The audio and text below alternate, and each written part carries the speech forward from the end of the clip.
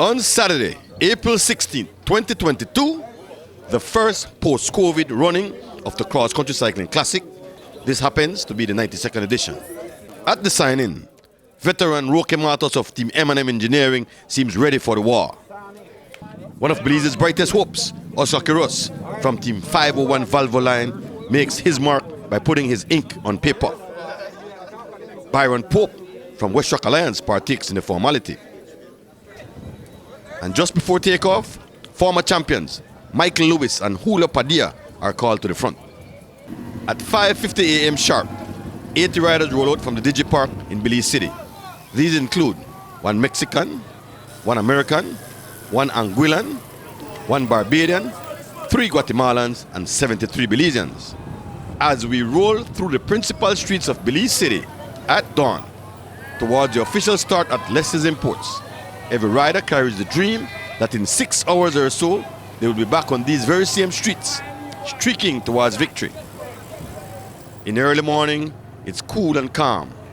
But from all accounts, in a couple hours, there will be hot, hot sun, humidity, and heavy southeast winds.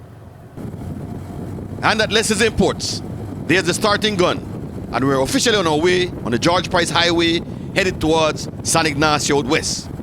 After months of training, early mornings, special diets, exiled from their families, this is the reason, this is why they did it. It's here. It's now or never. Cross Country 2022. Around mile 3, Gregory Lovell of Team G Flow and Carlton Robinson of West Rock are attempting to escape.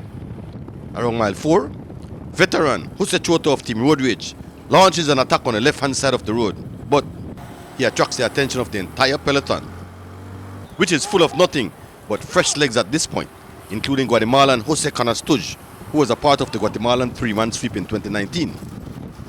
As our camera makes its way back to the front of the race, we give you some sights and songs inside the 80-man peloton.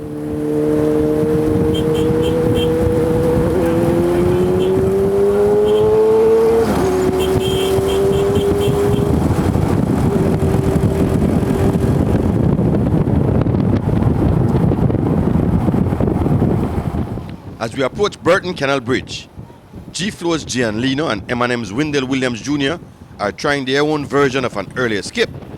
But it wasn't meant to be. As we pass the mile 8 roundabout, the entire peloton is back together, and we can see our Caribbean invitees from Barbados and Anguilla near the front of the race. Around mile 9, some 5 riders have linked up at the front. These include Sharon Roca, Gregory Lovell, Sean Cutt, Brandon Catus, and Carlton Robinson. But again, it wasn't meant to be, as the peloton is right on their heels. As we head towards mile 11, young Eric Trapp launches an attack. Let's see what will be. As we head towards mile 13, Trapp has been joined by the young sensational Sean Cutt, who happens to be the current under-23 national road champion riding for Team G-Flow. The two appear to be possessed, and this early, skeptics might refer to this move as a suicide mission. Rolling through Hattieville, their lead is now 50 seconds, as Trapp easily takes that station prize. There is no serious chase on at this time, as the pack appears to only be testing each other out. As we approach Rockville, Eric Trapp and Sean Cutt seem to have settled down. Their pedal strokes look smooth, their cadence looks comfortable, and their lead is now 1 minute, 7 seconds. As we approach mile 24, Cutt and Trapp are still in the lead, and they easily take and share the $500 in memory of Mr. Cuthbert Bailey and $125 in memory of Mr. Abel Erdones at mile 25. Around mile 28, G-Flow, Sean Cutt, and West Rock's Eric Trapp remain in the lead, but the word now is that a dangerous group of riders is now in hot pursuit. At Mahogany Heights, the lead 2 riders have been caught by 4 riders. These include Marlon Castillo, Byron Pope, John DeLong, and Hassan Hennis. The chase is now officially underway, folks, led by the 3 Guatemalans in the peloton. Around mile 35, and with 1.5 minute gap, the Guatemalans remain in hot pursuit, getting help from absolutely no one at this point. As we approach Beaver Dam Bridge, around mile 40, the lead 6 are working together like a well-oiled machine. These 6 include Anguillan national Hassan Hennis, Byron Pope and Eric Trapp of West Rock Alliance, American John DeLong from Team Skyline, and Marlon Castillo from Team FAL. Headed towards Belmopan, The latest time check between the lead group of 6 and the nearest chase is 4 minutes 50 seconds, folks. Rolling across the Roaring Creek Bridge, the lead group of 6 is led by Sean Cudd, followed by Hassan Hennis, Byron Pope, Eric Trapp, John DeLong, and Marlon Castillo in that order. Some 4 minutes plus later, the chase comes into view, still at this time being led by the 3 Guatemalans. Are they hanging them out to dry? Or will the Guatemalans prove their prowess today? At the infamous Mount Hope, the lead group of 6 is trying to extend its lead, but Sean Cudd is making it a bit difficult for John DeLong and Eric Trapp to make it across the summit. As we approach Floral Park, the lead has now ballooned to 6 minutes and 30 seconds. The lead 6 remains Byron Pope and Eric Trapp of West Track Alliance, Marlon Castillo of Team Fall, Anguillan National Hassan Hennis, American John DeLong from Team Skyline, and Belize's National Under-23 Road Champion Sean Cudd from Team G Flow. In a cycling event lasting almost 6 hours, the human body must constantly be replenished. We give thanks for the many spectators along the way who make it their business to assist in this regard. Thanks again. Rolling through Central Farm, the lead 6 are still working together and enjoying an almost 7-minute lead, which in cycling is a WOW wow at this point. As they roll across the Hawksworth Bridge, headed back to Belize City, we can see the group of 6 is now down to 5.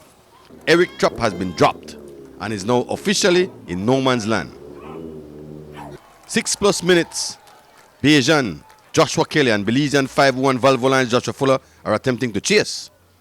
And a couple seconds behind, the main peloton headed by Sherwin Roca and Justin Chavarria Jr. head back to Belize City. Meanwhile, rolling past the Orange Gallery, the lead group of 5 are taking on refreshments while still enjoying a 5+ minute lead. Around mile 59, Sean Cudd has been dropped and the lead group is now down to 4. As we head towards Ontario Village, this lead group of 4 now features Anguillan Hassan Hennis, Team Fall's Marlon Castillo, Byron Pope of West Track Alliance, and American John DeLong, who's taking on service at this time. At Brickwall, or Dead Man's Curve, John DeLong leads a group of 4 as they continue their quest to reach Belize City without being caught. In a cycling event like the cross country, after running together for more than 50 miles, you become like a family or even brothers, as we can see Byron Pope sharing liquids with the Anguillan Hassan Hennis. At the Belmopan Junction, the lead group of 4 continues to enjoy with a 5 minutes lead. At this time, there's a breakaway group chasing the lead group made up of Guatemala and Julio Padilla, Oscar Quiros, Nation Isagiri, Giovanni Lovell, Jocelyn Chavarria Jr. and Richard Santiago. Heading out of Belmopan, passing the Art Box, the main peloton at this time is led by Brandon Morgan of Sea Tongue Cycling Team, followed by Ernest Bradley of Team Fall. Around mile 41, although still over 4 minutes behind, the closest chase group now consists of Oscar Quiros, Giovanni Lovell, Nation Isagiri, Barbadian Joshua Kelly, Guatemalan Julio Padilla, Jocelyn Chavarria, Sean Cudd and Richard Santiago. Around mile 41, we pay our respects to Edison, Vintage Usher and Kadim Banks. Rest in peace, brothers.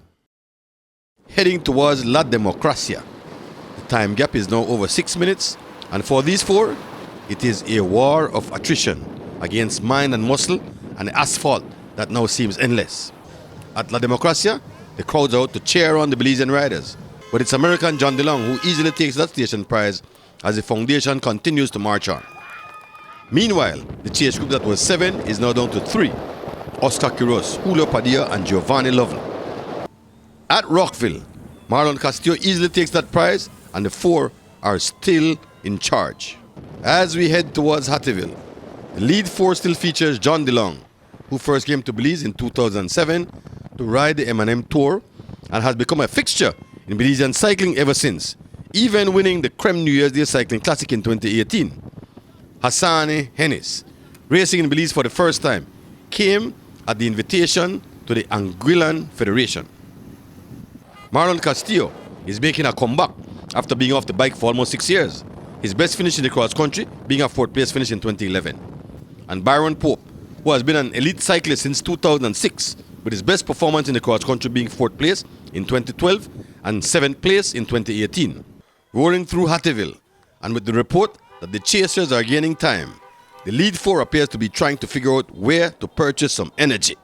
And as we exit Hattieville, John DeLong has attacked, followed very closely by Hennis, Marlon Castillo and Byron Pope are trying and fighting to remain in contact. As we approach mile 13, mercifully, the four are back together. We now know, though, that the two Belizeans appear to be the two weaker elements. Around mile 12, Anguilla and Hassan Hennis launches an attack. Pope tries to follow, but he can't hang on. Hennis looks back, which signals that he's hurting also. Mercifully, again, the four come back together. As we head towards mile 11, the latest time check reported to be a little over 3 minutes. Passing through the 8-mile community, the lead four remain intact. But for how much longer? Everyone seems to be in their reserve tank now. Just after Burton Canal Bridge, American John DeLong launches yet another attack. Hassan sticks to him like glue. Marlon Castillo and Byron Pope have been dropped. They are trying desperately to close the gap, but it is now a two-man race. The island of Anguilla versus North Carolina, USA. Rolling past the Belizean beach at the police checkpoint, the 42-year-old American and the 24-year-old Anguillan appear to be well in control, sharing the pace and sharing the prizes as we inch our way towards the city. Approaching the $1,000 prize at Leslie's Imports, John DeLong launches yet another attack in an attempt to shake off Hennis, but just like a crown on a king or a tie on a rim, Hennis sticks to him. Entering the city, heading on to Central American Boulevard, John DeLong remains on the pace, followed very closely by Hennis. Pope and Castillo at this time are nowhere in sight. As we head towards the finish line, it is now a game of cat and mouse. Hennis being the cat, DeLong being the mouse. Hennis is a sprinter and would like to come as close as possible before committing himself. DeLong's best bet would have been to try and shake off Hennis before sighting the finish line. In the end, it's Anguilla's Hassan Hennis easily beating out John DeLong to claim the 2022 cross-country Garland. 1 minute 16 seconds later, Byron Pope crossed the line third, with Marlon Castillo finishing fourth. Almost 3 minutes later, defending champion Julio Padilla finishes fifth, Oscar Quiroz pulls up sixth, and Giovanni Lovell pulls up seventh.